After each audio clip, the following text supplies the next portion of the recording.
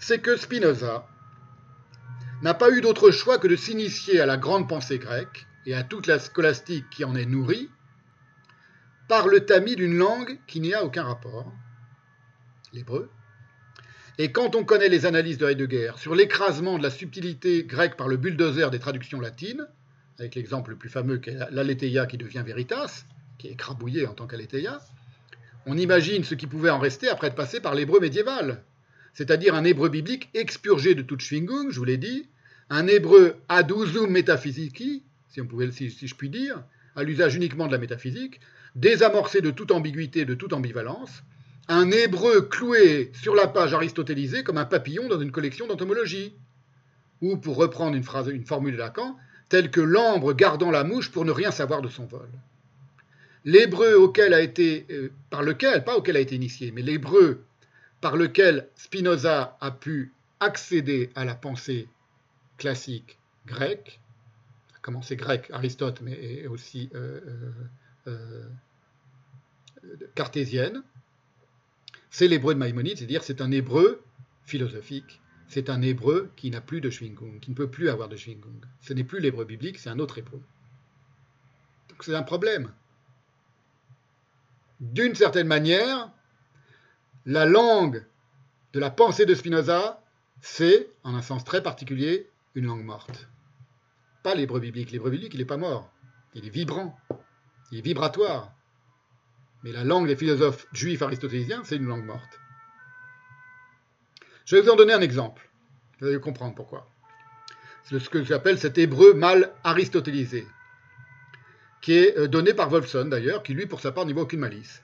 C'est dans un texte juif philosophique anonyme, le Ruach Chen, l'esprit de grâce en hébreu, auquel, selon Wolfson, Spinoza a vraisemblablement repris sa distinction des 4 genres de l'être, au début L', au début des pensées métaphysiques. Donc au début des pensées métaphysiques, Spinoza distingue les 4 genres de l'être, et Wolfson nous dit, c'est très vraisemblablement, au mot près, ça vient du Ruach Chen, un texte juif philosophique aristotélicien, donc, anonyme. La source de cette classification se trouve dans le manuel de philosophie hébraïque Ruach Chen, chapitre 5. Selon celui-ci, la classification de l'être est la suivante. Les êtres réels, et il donne la version originelle de ce manuel de philosophie hébraïque en hébreu. Et qu'est-ce qu'il dit? C'est quoi les êtres réels dans un hébreu, qui est ce que j'appelle un hébreu qui est d'une langue morte? C'est Devarim et Metaïm. Devarim et Metaïm, c'est-à-dire des paroles de vérité. Emet, c'est la vérité, et Devarim, c'est des paroles, ou des choses, paroles-choses. Il continue sa citation Wolfson, qui existe en dehors de l'esprit et dont nous pouvons former une idée, soit dans l'esprit, soit en imagination. Les êtres irréels, et en hébreu, il cite le Ruach Chen en hébreu, Devarim she'enam et Metaïm, des choses qui ne sont pas véritables. Si vous voulez, si on parle cette langue morte, ça signifie ça. Devarim she'enam et Metaïm. Quelqu'un qui a l'hébreu biblique en tête, il voit tout de suite que ce sont des mots qui ont été complètement cloués comme un papillon. Devarim, c'est le davar, c'est pas rien, c'est aussi important pour toute la pensée juive que logos. Devarim, c'est des paroles ou c'est des choses, c'est chez Einam qui n'ont pas des Metaïm, qui n'ont pas des Met en elles, qui n'ont pas des vérités en elles. Lui, il traduit ça par les êtres irréels, etc., etc. Les êtres factices qui n'ont aucune. Et à chaque fois, il donne des équivalents, je peux vous le montrer d'ailleurs, dans l'hébreu du Ruach Chen, qui sont consternants quand on connaît quand on voit quand on sait d'où vient cet hébreu. C'est-à-dire c'est un hébreu aristotélisé, comme je vous l'ai dit, et du coup complètement dégoupillé de toute vibration, de toute oscillation, de toute pensée, de toute schwingung. Je vous montre, hein.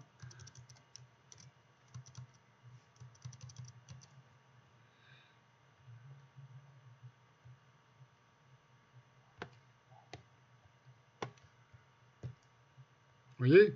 C'est la note de Wolfson. Donc il fait des classifications, les classifications aristotéliciennes qui ont nourri Spinoza et qui viennent du Ruach Chen, et vous voyez, mais les êtres réels, Devarim et Metaïm, etc. Il donne des équivalents en hébreu qui sont consternantes parce que ce sont des termes hébreux qui sont exactement comme ce que Heidegger explique sur des pages et des pages de la manière dont aletheia est devenue la veritas. Et ensuite la vérité, la veritas. Et Heidegger, les gens qui ont lu minutieusement et consciencieusement Heidegger savent à quel point c'est une manière de mortifère de traduire. Bon. Voilà, c'était pour vous donner un exemple, pour vous dire que c'est pas au hasard que je parle de langue morte en parlant de l'hébreu aristotélicien dont a été nourri Spinoza. Il était nourri d'une langue morte, il n'a pas d'autre choix.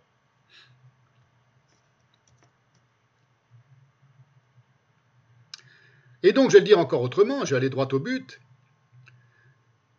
Mon idée, c'est que les mots manquaient à Spinoza, comme qu'on dit, les mots me manquent. Non pas tant pour exprimer que pour élaborer sa pensée. C'est ce qui fait dire à Wolfson, cette évidence, quand on lit l'éthique, il dit, il y a les déclarations de Spinoza dans l'éthique, elliptiques, fragmentaires, décousues, et souvent, si nous devons être francs avec nous-mêmes, énigmatiques et inintelligibles. Dit le type qui a le plus décortiqué l'éthique mot à mot et qui a sans doute le mieux compris l'éthique, en tout cas par rapport à son bain, comment on appelle ça, son bain amniotique originel qu'est la pensée philosophique juive. C'est une évidence, quand on lit l'éthique, il y a des choses qui semblent un peu bizarres, parce que les mots lui manquaient pour élaborer cette pensée-là. Et Spinoza d'ailleurs reconnaît lui-même que les mots lui manquent. C'est dans la lettre 6 à Oldenburg sur les théories de Boyle concernant les fluides et le nitre. J'en avais déjà parlé de cette lettre. Sauf que lui dit les mots manquent, mais qu'il attribue ce manque, Spinoza, à une défectuosité intrinsèque au langage et non à sa propre formation bâtarde, qui a dû en passer par l'hébreu philosophique pour accéder au grec, de la pensée aristotélicienne. Et si par hasard, écrit Spinoza, j'avais énoncé quelques propositions obscures, comme il m'arrive en raison de la pauvreté du langage, je vous prie de vouloir bien me l'indiquer, je ferai en sorte d'exploser plus clairement mon idée. Donc vous remarquez que Spinoza met ici l'obscurité éventuelle de ses explications, qui sont accompagnées de schémas d'ailleurs, en l'occurrence dans cette lettre à Oldenburg, sur le compte du langage et non de la langue qu'il emploie. Dans ses pensées métaphysiques, il dit le vocabulaire est déficient. Donc pour lui, il y a un problème avec le langage en soi, on l'a déjà vu.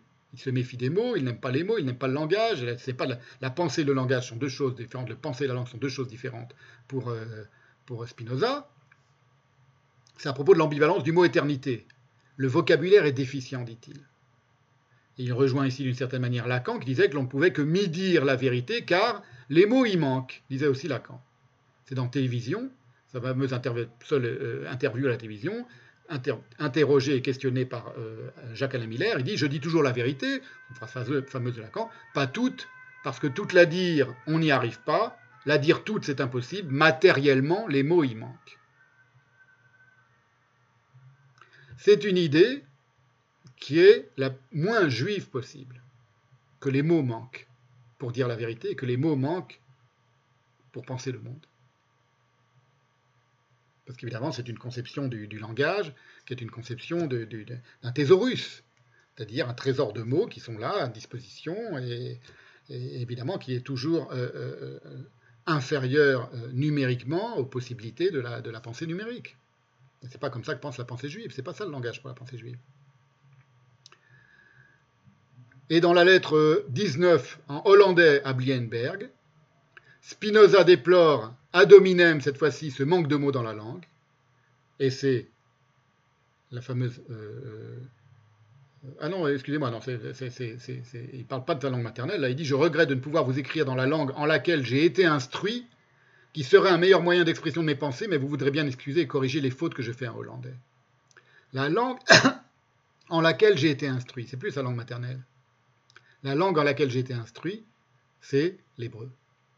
L'hébreu rabbinique, l'hébreu biblique et l'hébreu de la pensée juive. Parce que les rabbins qui ont initié Spinoza, au départ, ils ne l'ont pas initié à la philosophie aristotélicienne.